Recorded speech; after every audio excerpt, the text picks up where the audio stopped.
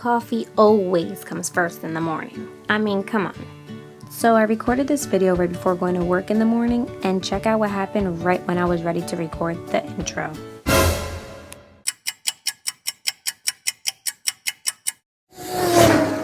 It turned out to be an actual get ready with me and get out the door. So here's the blowout, and if you want to see how I got this look in less than 30 minutes and you want to learn how, just keep on watching. So I left my hair in the towel as I got ready and did my makeup so you guys can see what I do as soon as I take it down. So you always want to apply a protectant, something that's going to protect your hair. It's a base for your hair, it's a shield for your hair, it protects against heat. I'm using the Damage Remedy by Aveda. This one particularly is very lightweight, it's UV protection and also helps detangle your hair. So after you have something like that in your hair, then you're going to go and detangle. So this step right here is what kills 50% of your drying time. Check out Spade trying to debut in the YouTube video. I see you, Papa. When messy drying your hair, you always want to go in a downward motion so that you don't tangle your hair. So always going downward. Oh my goodness, my lip is getting itchy.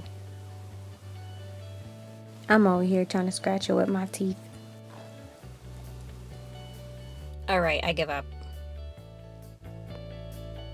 So now that everything's detangled, now we're going to go with our first section. You're going to section midway of the ear, depending on how thick your hair is. This is my favorite type of clip to use. It's called a gator clip. You can find them on Amazon, but they are the best. They hold everything. Now I'm going to be using a vented ceramic brush, and it is a medium size. I don't like it to be too big nor too small. The bigger the brush is, the straighter your hair will come out, versus the smaller the brush is, the more curled it'll come out, especially when we start styling the ends.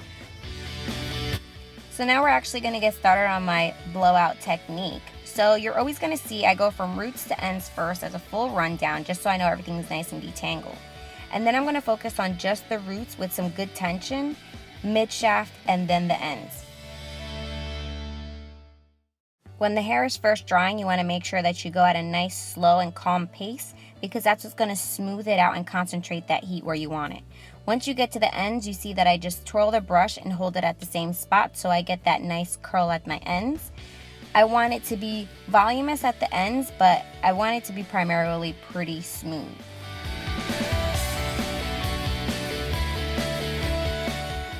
This whole first part of the blowout technique, I'm leaving it at regular time so you can actually see what I was doing in real life. And then later on, I'm going to speed it up.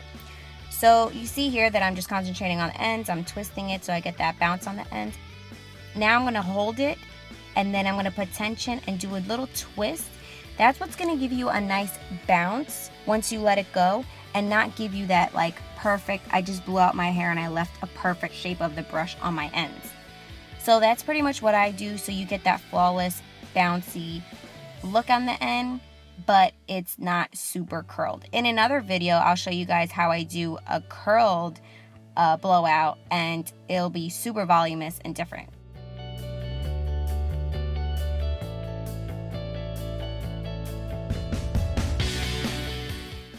I'm just repeating the same thing on this side, and you're going to see I'm going to concentrate on the ends, and then I'm going to hold it. Let the brush cool a little bit, which is why I remove the blow dryer, and then let it go. Here I'm going to show you how you do the back. Everybody always wonders, how do you get the back of your hair in a blowout? Or you see somebody with nice smooth hair, but then you see the inner back where you know they couldn't reach and it's super wavy. This is what I do.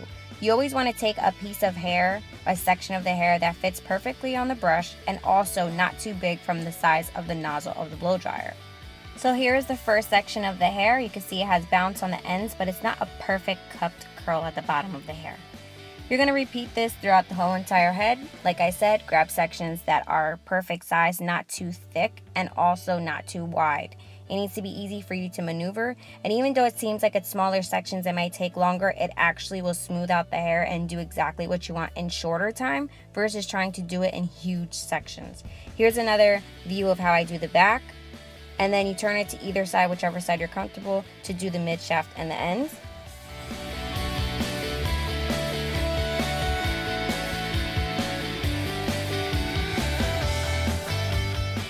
I like to blow out my hair more often when I feel that my hair needs a break from the curling iron, or from the flat iron, or from the wand.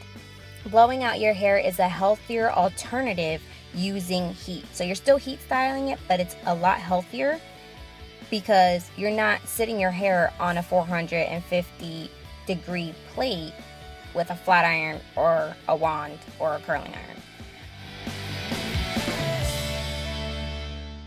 So now we're going to come to the top section. This is really important.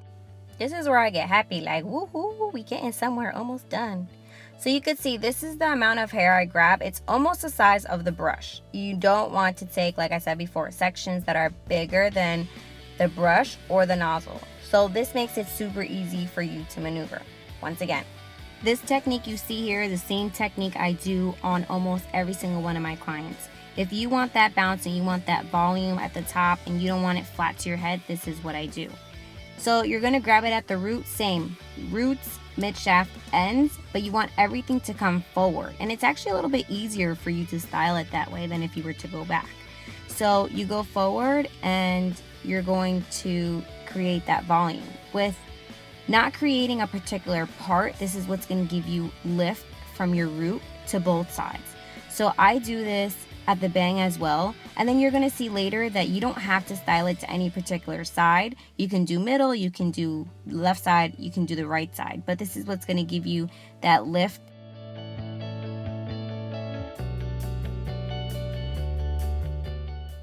So now I'm just playing around with it. I'm going to show you what it looks like, and then I'm going to show you how you could do different side parts.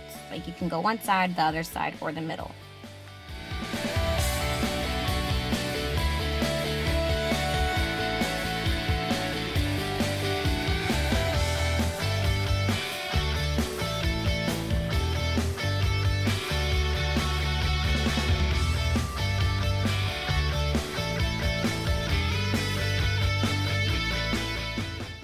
I hope you were able to learn something new from this video, and I hope that you try this out and you love it.